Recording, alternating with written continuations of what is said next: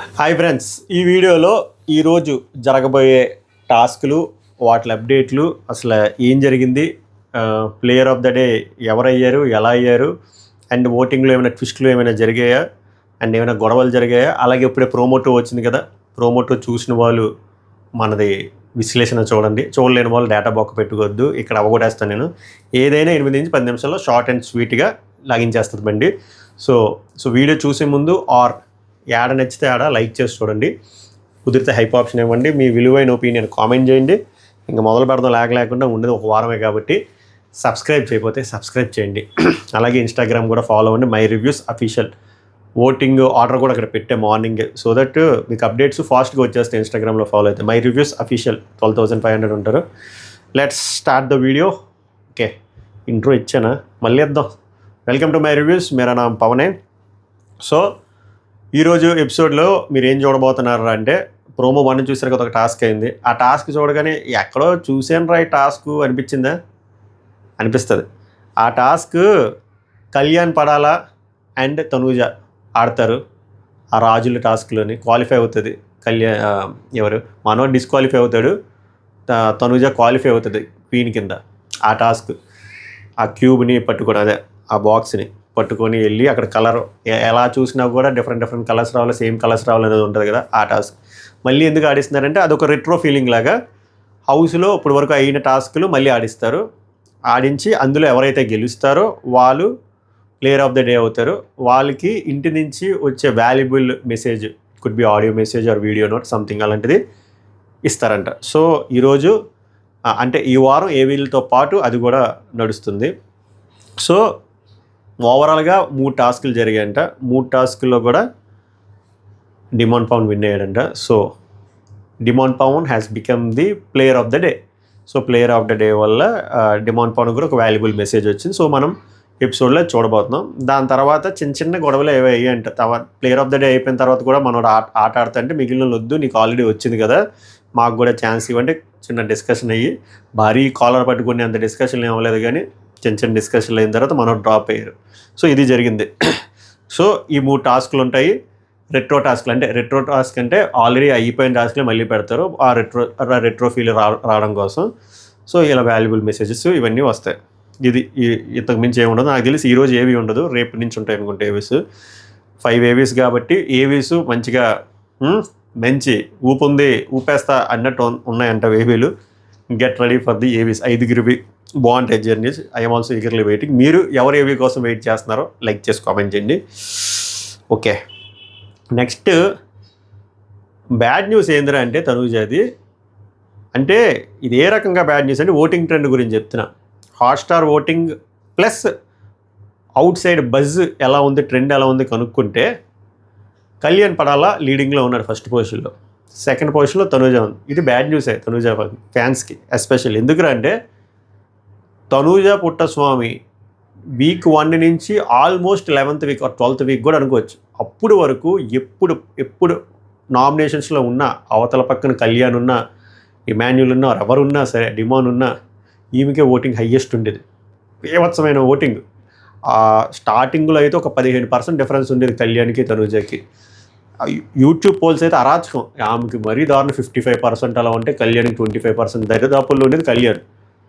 అలాంటిది అలా మారి నెక్ టు నెక్ అయ్యి ఇప్పుడు డే 1కి వచ్చేసరికి కళ్యాణ్ ఓవరాల్గా టాక్ ఏందిరా అంటే ఒక 3% మార్జిన్తో లీడింగ్లో ఉన్నాడు అని చెప్పి టాక్. కాంక్రీట్ రిపోర్టు నేను మళ్ళీ రేపు మార్నింగ్ చెప్తా. హాట్స్టార్ది ఫోన్ కాల్ మీకు చెప్పాను కదా, ఇంకా మీకు శనివారమే వస్తుంది. సో అందులో కూడా నాకు వస్తున్న అప్డేట్ ఏంటంటే ట్రెండ్ ఇదంతా. కళ్యాణ్ పడాలాకి రూరల్ ఏరియాస్ నుంచి గుద్దుడు అంట ఫోన్ కాల్ ఓటింగ్. మామూలు గుద్దుడు కాదు, ఫోన్ కాల్ ఓటింగ్ అరాచకంగా పడుతుంది కళ్యాణ్ అండ్ డిమాన్ అంట. డిమాన్కి కూడా బీభత్సమైన ఫోన్ కాల్ ఓటింగ్. అండ్ ఇంకో హైలైట్, అండ్ ఇది good news for Demon, bad news for Emmanuel కంటే ఇమాన్యుల్కి డిమాన్ పవన్కి 5% మార్జిన్ ఉంది. అంత లీడింగ్లో ఉన్నాడు డిమాన్. అండ్ డిమాన్కి తనూజకి 6% డిఫరెన్స్ ఉంది. సో ఈ డిఫరెన్స్ ఏమైనా తగ్గితే ఏమైనా ప్రాబ్లం అవుతుందా? తనూజకి ఎలా బ్యాడ్ న్యూస్ అంటే ఒక కళ్యాణ్ దగ్గర నుంచి దూరం అవుతుంది 3%, డిమాన్కి దగ్గర అవుతుంది. సో ఇంకా డే 1 ఇదే కంటిన్యూ అయితే తనూజ 3వ ప్లేస్లోకి వెళ్ళిపోయి, డిమాండ్ పవన్ 2nd ప్లేస్లోకి వెళ్ళిపోయి, కామనర్లు ఇద్దరు ఫస్ట్ 2 వెళ్ళిపోతారా? చూడాలి. సో ఎలా చూసినా it's a bad news for Tanuja. So మరి ఇది ఇంప్రూవ్ అవుతుందా, అవ్వబోతుందా, లేకపోతే ట్రెండ్ ఇలానే కంటిన్యూ అవుతుందా అంటే ఈరోజు టాస్క్లు బట్టి ఏమీ పెద్ద పంచే ఉండదు. ఏవీ కట్లు బట్టి ఏవీ రిలీజ్ చేసే డేస్ బట్టి కూడా చిన్న ఇంపాక్ట్ ఉంటుంది.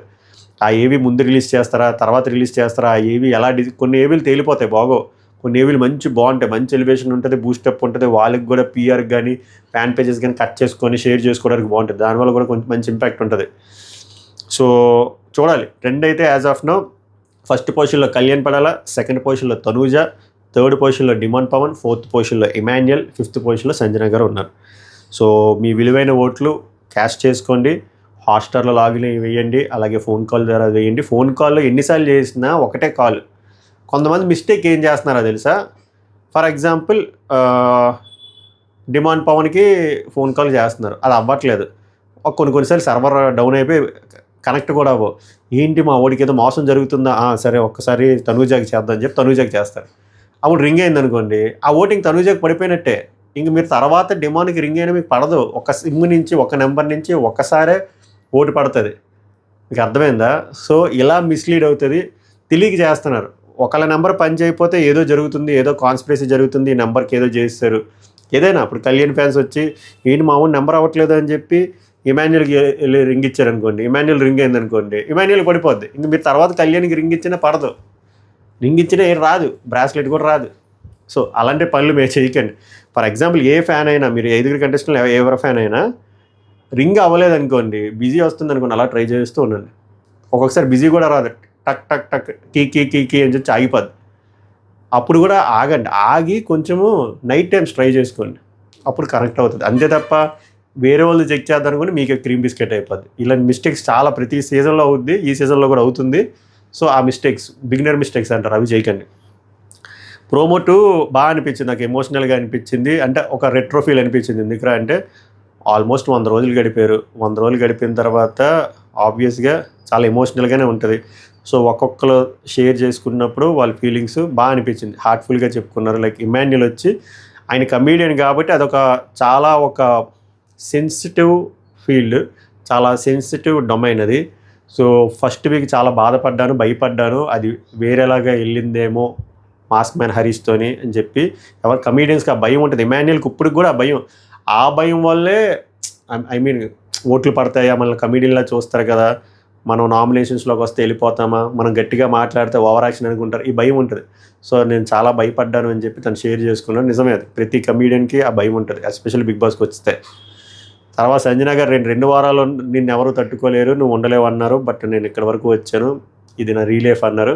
నిజమే, ఆమెనే చూసినప్పుడు ఓటింగ్ అంటే కంటెస్టెంట్స్ లిస్ట్ చెప్తాం కదా, చెప్పినప్పుడు ఆమె పేరు చెప్పినప్పుడు మెజారిటీ ఆఫ్ కామెంట్స్ ఎలా వచ్చాయి తెలుసా? సంజన గారు ఫస్ట్ వీక్ వస్తాం, 2nd వీక్ వస్తాం ఫ్లోరా సైని, 3rd వీక్ వస్తాం సుమన్ శెట్టి, ఇలా వచ్చాయి.